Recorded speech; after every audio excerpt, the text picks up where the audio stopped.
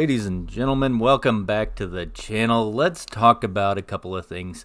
To make my life easier and your life more complicated, I'm going to combine muln and GNS just for this video. So we'll do muln first and GNS second. Whatever you care about, feel free to skip ahead. If you care about both of them, stick around. If you don't care about either of them, why are you here? Alright, so muln had a little bit of a news release come out that said that there was a petition going around about muln being on board with fighting naked shorts. We got the pop. I mean, the pop was strong. You guys know where we are. We're back in our trading channel that we've been in before, and you're very familiar with it.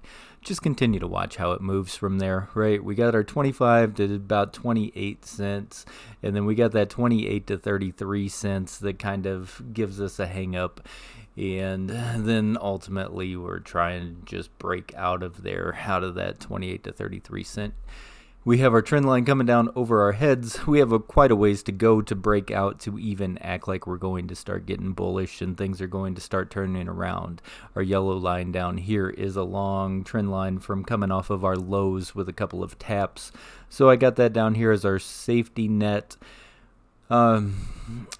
Could we fall back into the box? I mean, anything could happen, but as of right now, the 25 cents is holding.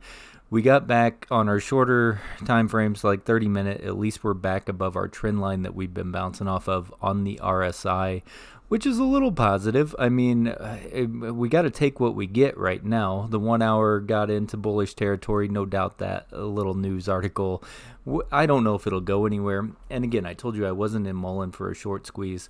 It was more of a future vision of what it could become, and I'm only risking what I'm willing to risk.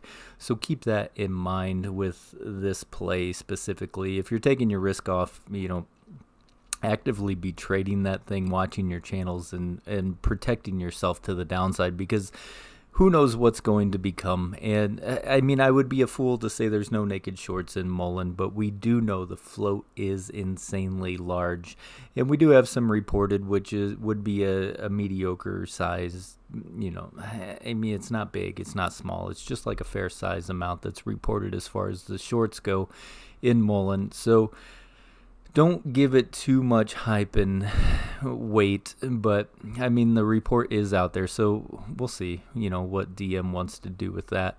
So just continue to watch it in this channel until we get out of there. Again, I would not get too aggressive until we see how all of this finalizes, how we see it start pouring back into the play of muln and where it wants to go from there. That's really what we're keeping our eyes on, and that's all we can do. Short interest coming in around 11.77%, 2.49% decrease estimated, and coming in at 175.45 million live short interest. Cost to borrow is coming down 16%. So utilization still maxed out at 100. All in all, let's see how the RSI continues. It could just be kind of a false hope, false positive, just based off of that news release. And, we just have to keep an eye on everything and how it's moving and where it goes from there. If you guys follow me on Twitter, you get a little bit more live action updates, because I can't make a video every second of every day and hope that you guys are going to be around. These are just forward-looking thoughts of what I'm going to be looking for, come the next day, or where my breakout points are, or where my support lines are, and you guys are on your own to draw those up on your own charts, just so that you have them for reference. If if you are trading it, I guess they're my references if you want to use them or copy them, or if you have your own TA. We all are going to draw it up different. So let's see, 29.58 in the after hours. There is a little fib line here at 29.32. We'll see if it holds. Not making any promises. I don't know. Maybe we will make a push, but I just don't know what we have to push for until we get some solid, concrete evidence that we're going to be moving forward in the right direction with muln and what they want to do from there. Man, I took a beating in the markets today. It was a good week overall in my little mini account that I've been trying to grow. It is doing very well. I mean, overall, it's doing good. Where are we at? Just so I can update you guys. That was like the $500 account that I started off with whenever I was playing with my how to take a $500 account into a nice size trading account in under 2 months. It is closed out. I have settled funds of $4,855 in that little mini account right now. It was up 2 G's for the week, and I got smoked today. I posted that on Twitter too. So, I mean, you see the good and bad there. It is what it is. It's open. It's honest. It's just, some days you win and some days you lose. And I went short at a fib line on the SPY that I thought should print, and OPEX just got me, I believe. I was just hitting my stops everywhere. So at least it was only a 15% loss, but it was a smash to the small account, I'll tell you that. Got to regain it on Monday. GNS, if you guys, again, follow me on Twitter, you would know the levels I was calling for. We were about, 10 cents shy of my shout out that we needed to break through. We didn't break through. It would have been an excellent opportunity for you to reassess what you had in your account with GNS. Again, whenever I make my videos, I tell you, they're just plays. Don't get married to them. You can always re-enter. Your trade has no effect on these tickers. I promise you, whenever we're trading multiple times the float a day, do you really think your account matters? I can pretty much guarantee you it doesn't.